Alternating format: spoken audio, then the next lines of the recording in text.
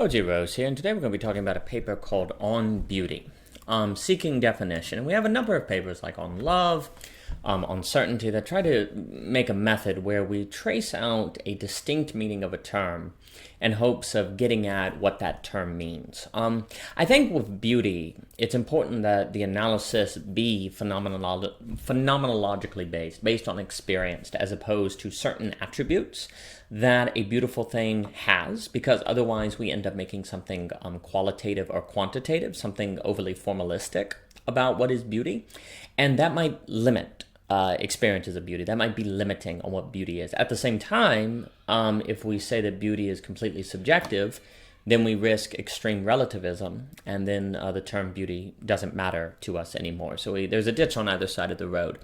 Clearly, when we say something is beautiful, to start off, it means that it stands out. There's a way in which it stands out from everything else. Now, another reason it perhaps is hard to get at beauty is because we so often use it to mean things like pretty, nice, aesthetically pleasing, and certainly there's something aesthetically pleasing about beauty, at least to us. But if we follow the long tradition of aesthetic philosophy or theology, there seems to be something more that's meant when we talk about beauty. Dare I say something transcendent? But then we have to get into, is it a dualistic transcendence, or is it something that's kind of deeper? I do think beauty has a kind of signification to it. It points to something beyond itself, but that beyond could be deeper in the thing, as opposed to something totally other from things. And that's sort of a hanging question. To what degree is beauty pointing to a reality that's other from the world, as opposed to something that's part of the world but deeper than it? Beauty surprises. If I step out of a house and I see a sunset I didn't know was there, I'm more taken by the beauty. If I expect something, then there's a way where the beauty can be threatened. If I see, Walker Percy had this essay where he talked about if we go to the Grand Canyon now to confirm pictures we've seen of the Grand Canyon, and that makes it very difficult to have an original experience of it because we have preset complexes of what we expect to see. I just imagine living in a world where you didn't know the Grand Canyon was there, and you come out of a forest and boom, there it was. I mean, imagine that impact. I guess Walter Benjamin talked about aura. That was, an aura is lost when there's mass reproduction. And just imagine the aura that the Grand Canyon would have. It's impossible to put into words. So there's something about beauty that is surprising, that stands out, and hence that suggests a kind of uniqueness. And certainly we talk a lot about how great art is original, but we also have to be careful before we say we make it out to be that uniqueness is beauty. But there is something about beauty that entails uniqueness. And do note so far that everything we've said can be very individual. What is unique to one person might not be unique to someone else. What surprises someone might not surprise something else. But we're at the same time trying to establish definition or something that we experience, a definition based on phenomenology. That emerges not from a formula but from an experience. So just keep that in mind. Now, of course, the elephant in the room, a lot of times we say beauty is in the eye of the beholder, which means that beauty is subjective. And certainly beauty is known through subjectivity. But, subjectivity is such a troublesome word because it's possible to subjectively view X or have an opinion of X and still be correct. Subjective and right are not, or subjective and wrong are not similes. Also, when I say, oh, that's your subjective opinion, it makes it sound like I alone think something, when it's possible that lots of people share the same subjectivity.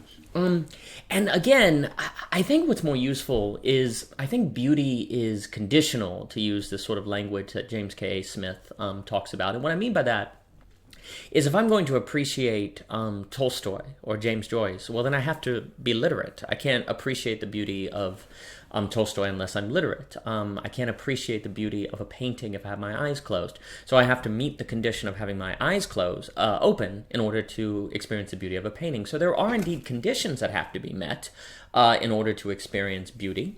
But does that mean it is relative, that there is no hard reality, dare I say objective reality to beauty? I don't think that necessarily follows. I think what makes a thing beauty could be a result of high-order complexity that's kind of mixed up with the individual observer, the particularities of the circumstance, and all these different things. But it would not follow from there that beauty is not present, only that seeing the beauty, there has to be certain conditions that have to be met.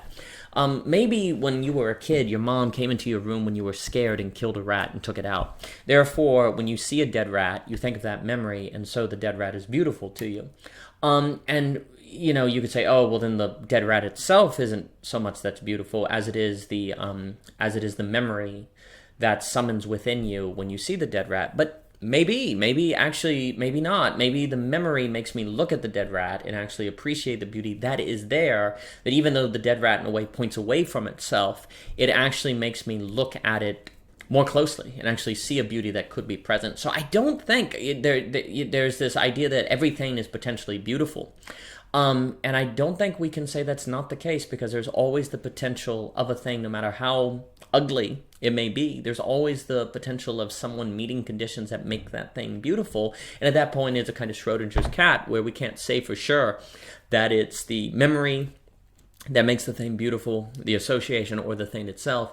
Because if I, let's say I paint a chair teal, would it make any sense to say, if I said, ooh, I find that chair nice, would it make any sense? Well, no, you don't actually find that chair nice, you just find the paint nice. Well, that doesn't make any sense, because at that point, the paint and the chair are two sides of the same coin. Likewise, the experience of a dead rat, I'm using an extreme example, obviously, the experience of a dead rat is so mixed up with the personal experience and the memory and whatever that you can't really separate them anymore. In a sense, that situation I just described could potentially apply to any phenomenon in the world. I do think it's fair to say that everything is potentially beautiful. I don't necessarily want to say that everything is beautiful. I mean, maybe relative to God, and if you were God, maybe you would see the potential beauty in everything.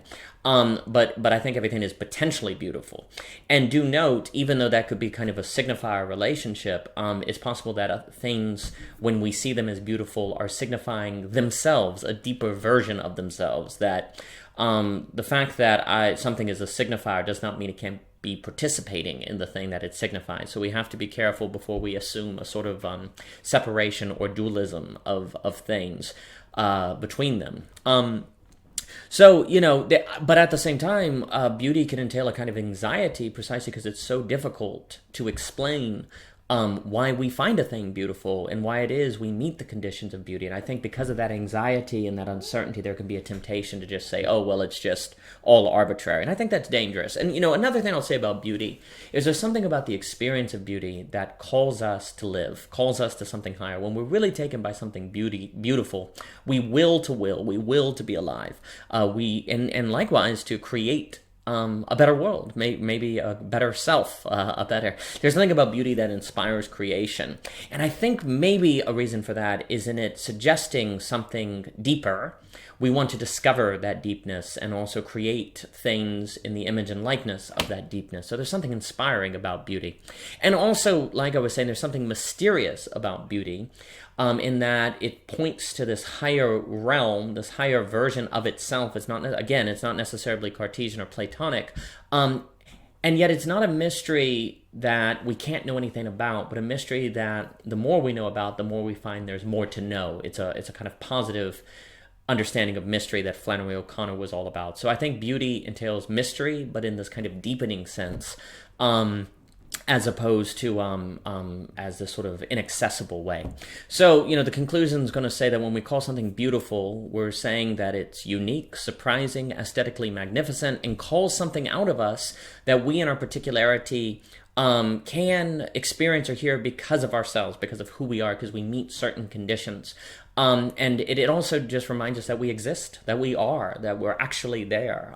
It can suggest joy, it can suggest hope, and it also requires a certain level of vulnerability, because you have to be open to what this thing is. Once you categorize it as pleasant, then you kind of own the thing. But when you say something is beautiful in the way that we are describing, then you have to shut down your preset complexes. You kind of have to shut down your brain in a way and just take it in, and also not try to own it, but instead just appreciate the mystery, this thing that the more you know, the more you find that there's more to know. And then at the end of the day, to be willing to create yourself into a greater work of art in light of that beauty. So anyway, that's On Beauty by O.G. Rose. For more, please visit ogrose.com, and thank you for your time.